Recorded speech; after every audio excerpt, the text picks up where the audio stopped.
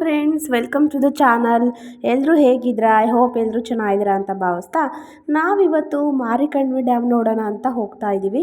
ಇದು ನಮ್ಮ ಡೇ 2 ದಿಂಡಾವರದಲ್ಲಿ. ಬೆಳಗ್ಗೆನೇ ಎದ್ದು ಫ್ರೆಶ್ ಅಪ್ ಆಗಿ ತಿಂಡಿ ಮುಗಿಸ್ಕೊಂಡು ಆದಿವಾಲದಲ್ಲಿರೋ ನಮ್ಮ ತೋಟಕ್ಕೆ ಹೊರಟ್ವಿ. ಅಲ್ಲಿ ಸ್ವಲ್ಪ ಹೊತ್ತು ರೆಸ್ಟ್ ಮಾಡಿ ಮಾರಿಕಣಿವೆ ಕಡೆಗೆ ಹೊರಟ್ವಿ. ವಾಣಿ ವಿಲಾಸ ಸಾಗರ ಇದು ಮೈಸೂರಿನ ಮಹಾರಾಜರಾದ ಕೃಷ್ಣರಾಜ ಒಡೆಯರವರು ಸ್ವಾತಂತ್ರ್ಯ ಪೂರ್ವದಲ್ಲಿ ಇದನ್ನು ಅವರ ಮಗಳಾದ ವಾಣಿ ಅವರ ಹೆಸರಿನಲ್ಲಿ ಈ ಡ್ಯಾಮ್ನ ಕಟ್ಟಿಸ್ತಾರೆ.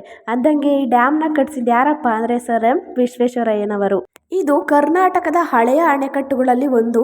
ವೇದಾವತಿ ನದಿಗೆ ಅಡ್ಡಲಾಗಿ ಮಾರಿಕಣಿವೆ ಎಂಬಲ್ಲಿ ಕಟ್ಟಲಾಗಿರುವ ಈ ಅಣೆಕಟ್ಟು ಹಿರಿಯೂರಿನಿಂದ ಸುಮಾರು 20 ಕಿಲೋಮೀಟರ್ ದೂರದಲ್ಲಿದೆ. ಇದರ ಎತ್ತರ 50 ಮೀಟರ್ಗಳಷ್ಟಿದ್ದು ಉದ್ದ 400 ಮೀಟರ್ಗಳಷ್ಟಿದೆ. 135 ಅಡಿಗಳವರೆಗೆ ನೀರನ್ನು ಸಂಗ್ರಹಿಸಬಹುದಾಗಿದೆ. ಹಿರಿಯೂರು ತಾಲೂಕಿನ ಸುಮಾರು ಮುಕ್ಕಾಲು ಅಂದರೆ ಸುಮಾರು 1000 ಹೆಕ್ಟೇರ್ ಪ್ರದೇಶಕ್ಕೆ ನೀರುಣಿಸುವುದಲ್ಲದೆ ಹಿರಿಯೂರು ಮತ್ತು ಚಿತ್ರದುರ್ಗ ನಗರಗಳಿಗೆ ಕುಡಿಯುವ ನೀರನ್ನು ಒದಗಿಸುತ್ತದೆ. ಸಿಮೆಂಟ್ ಉಪಯೋಗವಿಲ್ಲದೆ ಕೇವಲ ಗಾರೆಯಿಂದಲೇ ಇದನ್ನು ಕಟ್ಟಲಾಗಿದೆ. ಒಂದು ಬದಿಯಿಂದ ನೋಡಿದಾಗ ಭಾರತದ ಭೂಪಟವನ್ನು ನಾವು ಕಾಣಬಹುದಾಗಿದೆ. ನೋಡ್ತಾ ಇರ್ಬೋದು ನೀವಿಲ್ಲಿ ವಾಣಿ ವಿಲಾಸ ಸಾಗರದಿಂದ ನಾಲೆಗಳಿಗೆ ಬಿಟ್ಟಂಥ ನೀರು. ಇದರ ಪಕ್ಕನೇ ನಮ್ಮ ತೋಟ ಇರೋದು.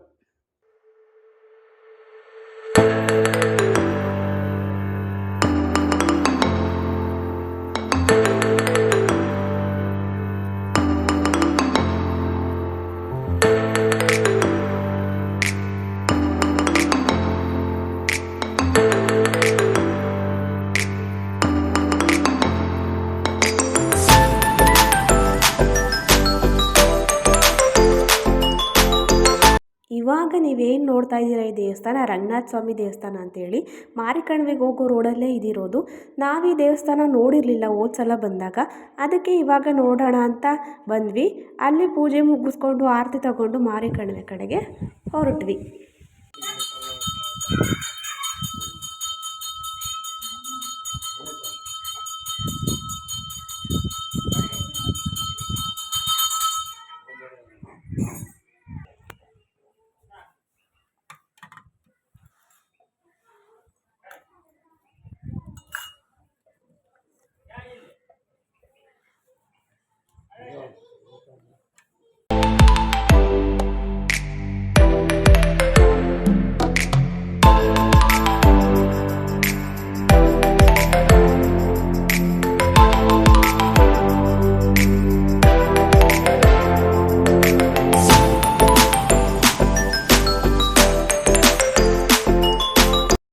ಇದೇನು ನೋಡ್ತಾ ಇದ್ದೀರಾ ನೀರಿದು ಡ್ಯಾಮಿಂದ ನಾಲೆಗಳಿಗೆ ಬಿಟ್ಟಿರೋ ನೀರು.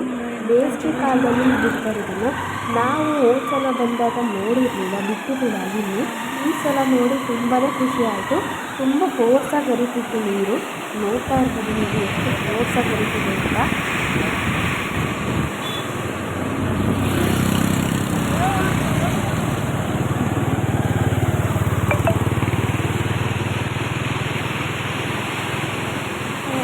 ಎಷ್ಟು ಭಯ ಆಗುತ್ತಲ್ವಾ.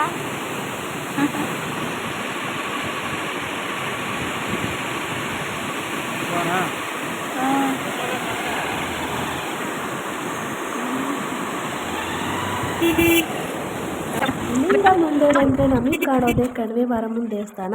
ಈ ಥರ ಇದೆ ನೋಡಿ ದೇವರು. ದರ್ಶನ ಎಲ್ಲ ಮುಗಿಸ್ಕೊಂಡು ನಾವು ಡ್ಯಾಮ್ ನೋಡೋಣ ಅಂತ ಹೋದ್ವಿ.